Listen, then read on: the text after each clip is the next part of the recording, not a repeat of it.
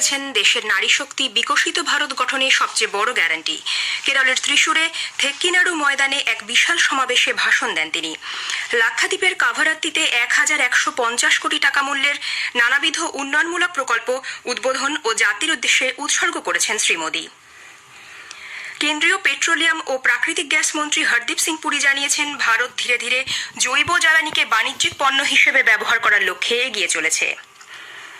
বিকশিত ভারত সংকল্প যাত্রা কর্মসূচিতে এ পর্যন্ত ১,৬৪,০০,০০০ বেশি আয়ুষ্মান কার্ড বিতরণ করেছে সরকার। বিদেশমন্ত্রী ডক্টর এস জয়শঙ্কর আগামীকাল দুদিনের সফরে নেপাল যাচ্ছেন। মধ্য জাপানে নতুন বছরের প্রথম দিনেই বিধ্বংসী ভূমিকম্পে মৃতের সংখ্যা বেড়ে হয়েছে ৬৫, আহত ৩০০-রও বেশি। কেপটাউনের নিউল্যান্ডস ক্রিকেট স্টেডিয়ামে আজ ভারতের বিরুদ্ধে দ্বিতীয় টেস্টের প্রথম দিনে ভারত প্রথম ইনিংসে দক্ষিণ আফ্রিকার বিরুদ্ধে ৯৮ রানের লিড নিয়েছে। আসছি বিস্তারিত খবরে। প্রধানমন্ত্রী নরেন্দ্র মোদী বলেছেন, দেশের নারী শক্তি বিকশিত ভারত গঠনে গৃহীত সংকল্পের সবচেয়ে বড় গ্যারান্টি। কেরলের ত্রিশূরে থেক্কিনাড়ু ময়দানে আজ বিকেলে বিভিন্ন কাজের সঙ্গে যুক্ত ২ লক্ষ মহিলার এক বিশাল সমাবেশে ভাষণে তিনি বলেন, বর্তমান কেন্দ্রীয় সরকার ৩ তালাক প্রথা বিলোপ করেছে।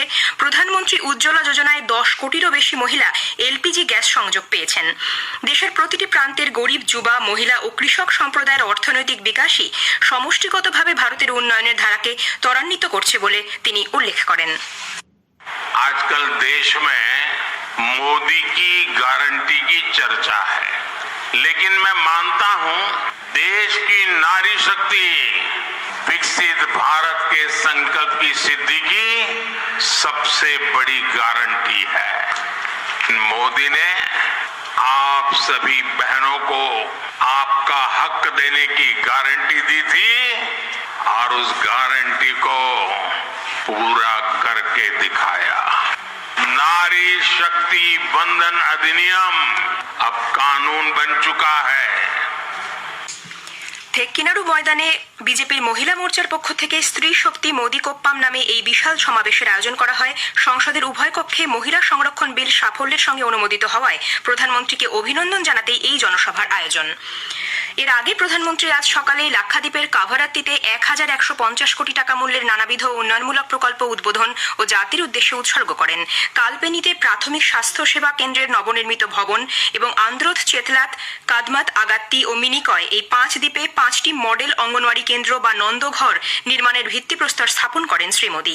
কাভারাত্তির এক জনসভায় তিনি বলেন, বর্তমান সরকার সমাজের প্রতিটি শ্রেণীর উন্নয়নে কাজ করে চলেছে। भारत के हर क्षेत्र, हर नागरिक का जीवन आसान बनाना, उसे सुविधा से जोड़ना ही केंद्र सरकार की प्राथमिकता है। आज यहाँ लगभग 1200 करोड़ रुपए के प्रोजेक्ट्स का शिलान्यास और लोकार्पण हुआ है। ये इंटरनेट, बिजली, पानी, स्वास्थ्य और बच्चों की देखभाल से जुड़े प्रोजेक्ट हैं। লাক্ষাদ্বীপের পরিকাঠামো এবং লজিস্টিক্সের উন্নয়ন সুনিশ্চিত করতে সরকার বদ্ধপরিকর বলেও প্রধানমন্ত্রী জানিয়েছেন। কেন্দ্রীয় পেট্রোলিয়াম ও প্রাকৃতিক গ্যাস মন্ত্রী হরদীপ সিং পুরী বলেছেন, নতুন দিল্লিতে আয়োজিত G20 শীর্ষ সম্মেলন থেকে তিনি যে বিশ্ব জৈব জ্বালানি জোটের সূচনা করেছিলেন তাতে 22টি দেশ এবং 12টি আন্তর্জাতিক সংগঠন যোগ দিয়েছে। এই সংখ্যা ক্রমশ আরও বাড়ছে। তার মন্ত্রকের সাফল্য প্রসঙ্গে সাংবাদিকদের শ্রী পুরী জানান, ভারত ধীরে ধীরে জৈব জ্বালানিকে এক বাণিজ্যিক পণ্য হিসেবে পরিগণিত করার লক্ষ্যে এগিয়ে চলেছে। Biofuels Alliance, other countries are joining in, more countries are joining in. Their number is growing up, and I think with biofuels succeeding in India, already successful in Brazil and the US, we are slowly but surely heading in the direction through the Global Biofuels Alliance of biofuels acceptance as a traded commodity. That's the direction in which we are wanting to take this.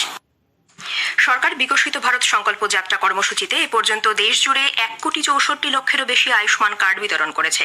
Ayushman Bharat স্বাস্থ্য বীমার প্রত্যেক উপভোক্তা প্রতি বছর পরিবার পিছু ৫ লক্ষ টাকার আর্থিক সাহায্য পাচ্ছেন। তথ্য সম্প্রচার মন্ত্রক জানিয়েছে, প্রধানমন্ত্রী উজ্জ্বলা যোজনার আওতায় ৯ লক্ষেরও বেশি মহিলা রান্নার গ্যাসের এলপিজি সংযোগ পেয়েছেন।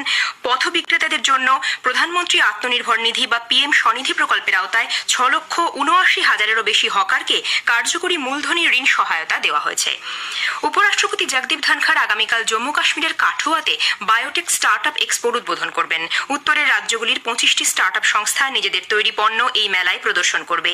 6 জন মহিলা উদ্যোক্তাও এতে অংশ নিচ্ছেন।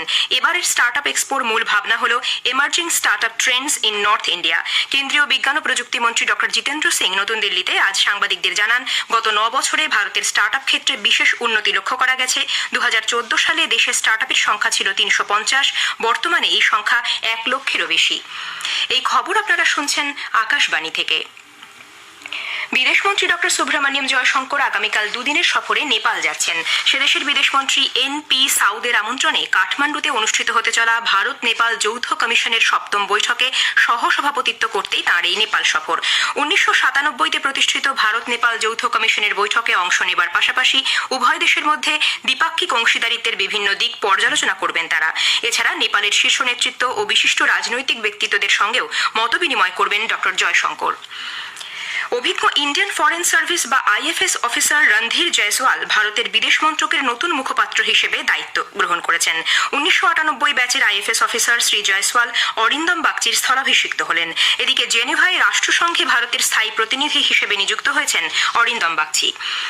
মধ্য জাপানে নতুন বছরের প্রথম দিনে বিধ্বংসী ভূমিকম্পে মৃতের সংখ্যা বেড়ে হয়েছে 65, আহত 300-রও বেশি। কম্পনের অভিঘাতে ভেঙে পড়েছে 1000-এরও বেশি ঘরবাড়ি। অস্থায়ী শিবিরে আশ্রয় নিয়েছেন বহু মানুষ।